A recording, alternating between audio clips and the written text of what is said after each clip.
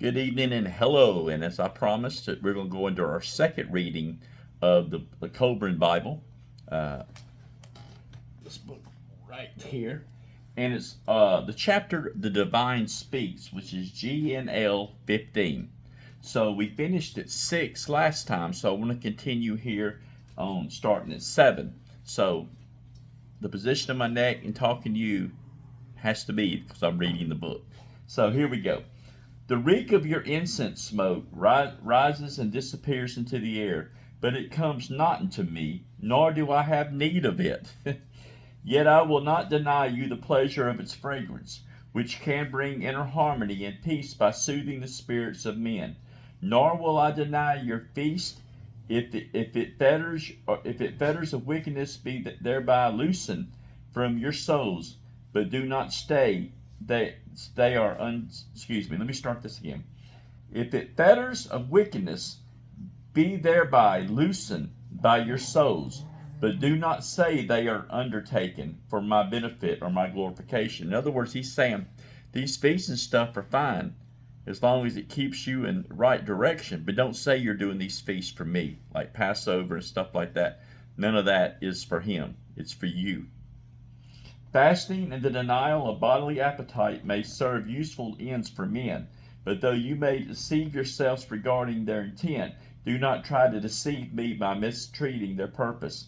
I have no desire to repress the joy, their purpose. I have no desire to repress the joy and the exuberations welling up in the hearts of men. Far rather would I prefer that such emotions be cultivated.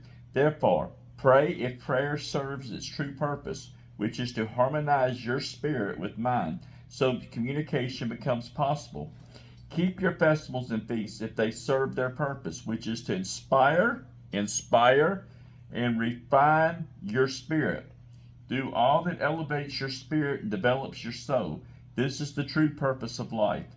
Do all that is good for you. Nothing wholly beneficial is denied you, but do not declare that you are doing so for benefit for me. I am God above and beyond all. In other words, whatever you do, if it elevates who you are, your happiness, your joy is fine. But don't say you're doing it for the Creator, because he don't need none of this. It's all about us in this realm that we're living in. All right, 15a. I do not deny your rituals and ceremonies. Worship me if you will, as you will. But bear in mind that this cannot substitute for your obligations. Listen to this. Ritual and worship cannot be an adjustment or payment for the things you have failed to do, or be an apology for your own shortcomings. Neither do they compensate for iniquities against your fellow men. If you attach importance to ritual and ceremony, let it be in proper proportion, and never let it be dull. Never let it dull your conscience against deeds of wickedness, for usury and injustice. Never let your duty and obligation be neglected because you worship me. Diligently follow a formalized ritual and ceremony. Let this not become an excuse for failing to share your bread with the hungry or neglecting the needs of destitute of weak. I am not deceived. A life dedicated to me is not one with worship. It is more of a life of coward trembling before the unknown. He who dedicates his life to me gives shelter to the homeless, secures those in distress, and even are not. And these are not even the ultimate of goodness, for they are passively accepted. The ultimate of goodness is to actively combat all the root causes of evil. Those who are true followers live a life of service and goodness. They live in harmony with their neighbors, harm no one, and do not shrink the burdens and obligations of earthly existence. 15:9. I am better served by obedience to my laws and conformity and my plans than by ritual and offerings. To listen to the words of the sacred writings while striving to understand them is better in my sight than offering the flesh and treasures that benefits the priests more than they do me. Among the things which I abhor, I hate, few are more detestable than the hypocrisy offering of the evildoer. The offering and worship of the hypocrite are more abominable to me. Evil enters the realm beyond earth as foul smells, And the worst one of all is the smell of hypocrisy. Those who ponder to hypocrites or do not actively oppose them are also creatures of evil. So we'll start at 10 next time. So let's talk about this for a minute, about what we just read, and try to make a few sense out of it, which I think is pretty simple. Basically, the Creator has no need of meat. He has no need of wine, flour.